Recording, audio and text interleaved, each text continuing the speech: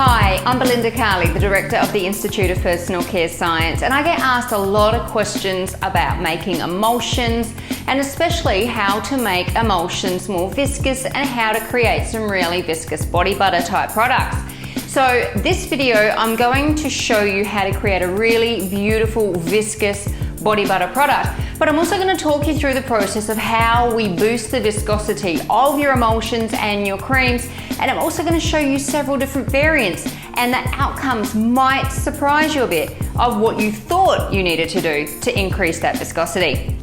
Now I'm going to show you a range of variants on a very basic formula, and then I'm going to talk you through the changes that I made, and I'm also going to show you the samples and the differences from the changes that I make, so that you can see for yourself the impact that different changes to emulsifiers or to the oils or butters have on the finished formula.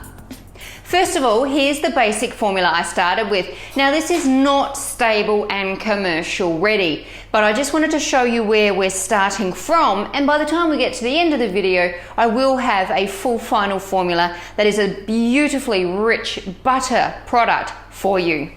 Now I made multiple variants, so this is the actual demonstration of the starting product that I made. This one has the Montanov 68 at 5.5% and the caprylic triglycerides as my oil phase.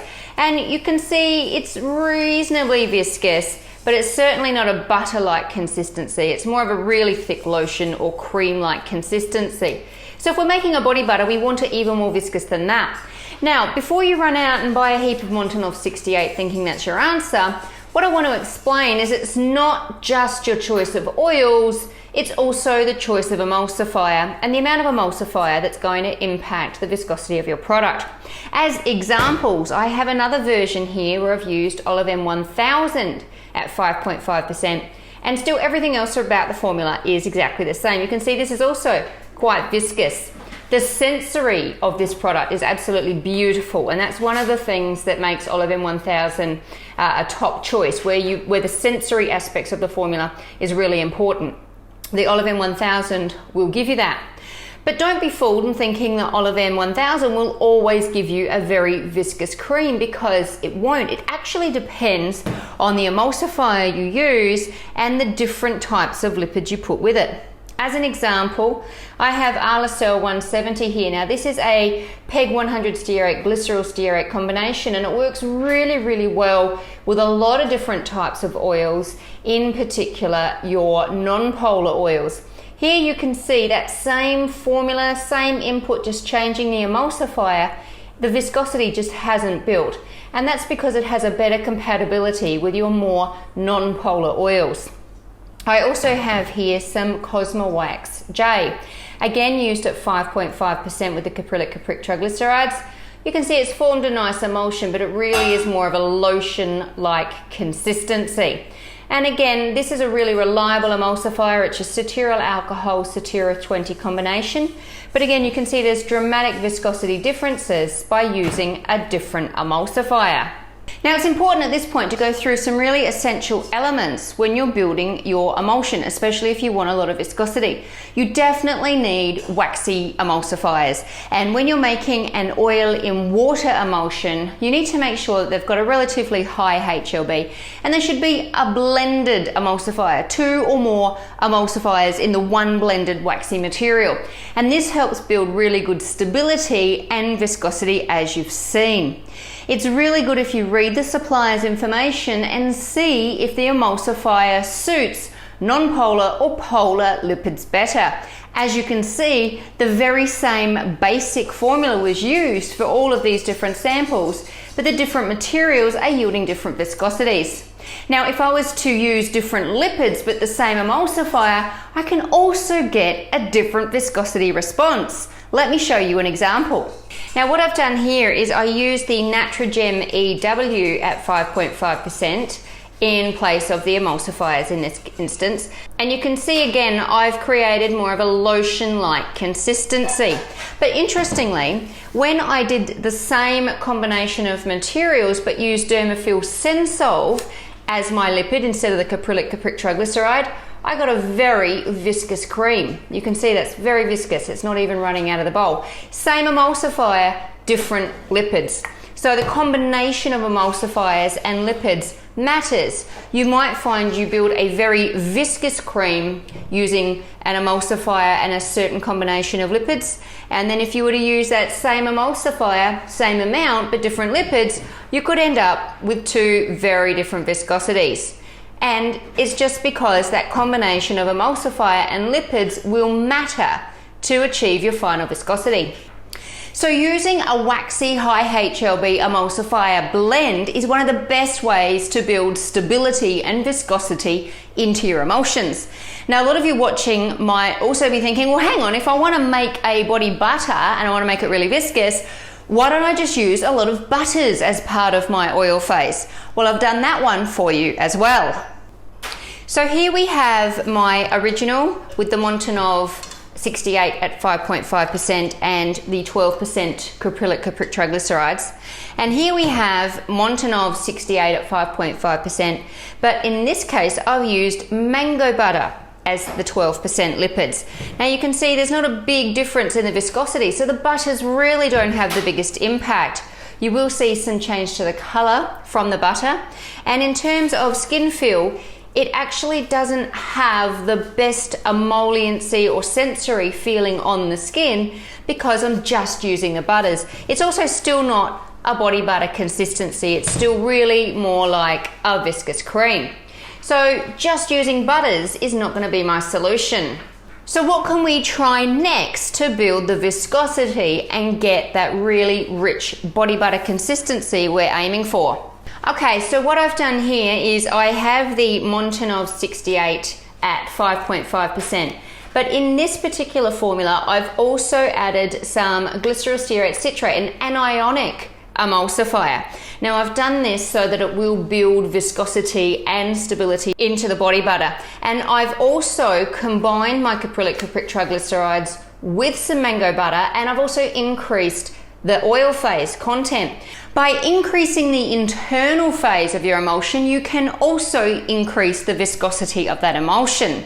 Now, as you can see, this is a real butter consistency, but if I try some out, and you can see it also sets a lot harder in that bowl, and that is mainly from the use of the anionic emulsifier, but also the increase in the oil phase. And if I apply this to my skin, you can see there is a little bit of a rub out time, but it also still doesn't have that really good rub out emolliency feeling. In fact, it feels a little bit dry and waxy as I rub it into my skin. Still not desirable, still not that deliciously soft, viscous body butter I'm aiming to achieve. So I've made some final changes, and this is the product here. Now, as you can see, it's a total body butter. It's not coming out of that bowl. And if you touch it and rub into it, it's a real butter-like consistency, body butter. Now, it's not greasy. It's still using 15% combination lipids. And in this case, I've still kept it pretty simple, but you could definitely mix up that oil phase a bit. I've got caprylic triglycerides and again the mango butter, and I have that 15% input. And then when you apply it to the skin, it rubs in really easily, because I've made some changes to this one too. Now, what I've done in this case is I have still got my Montanov 68 at 5.5%. Yes, it's a lot of waxy phase, but I want a lot of viscosity, so I need a lot of waxy emulsifier build. I've also got my anionic emulsifier, and this also has a really big impact on the stability and the viscosity of my finished product. I have also included a small input of a low HLB emulsifier. Now, this is a little bit of a trick that we use in formulas where we're using a lot of emulsifying waxes. We use a little bit of the low HLB material so that it stops excess white rub-in time, because it reduces any soapy effect on application. Also, the high input of the oils in this formula means that my emulsifiers are busy emulsifying my oils, and there's not a lot of excess emulsifier to trap air and cause that soapy excess white rub-in time. Now, the other thing I've done in this formula is I have introduced a little bit of xanthan gum and glycerin. Glycerin is an unsung hero in formulas. It provides suppleness and humectancy. But because I'm introducing a gum, it's also important in the method so I can slurry my gum into the glycerin and add it easily into my water phase that way.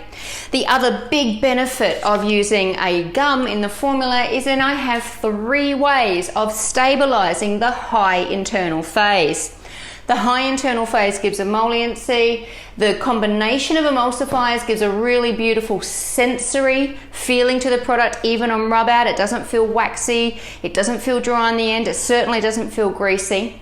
But using these 3 principles of stabilizing my formula means I have a very, very stable formula over a prolonged shelf life. So my gum acts as a net to stop the internal phase droplets from moving around.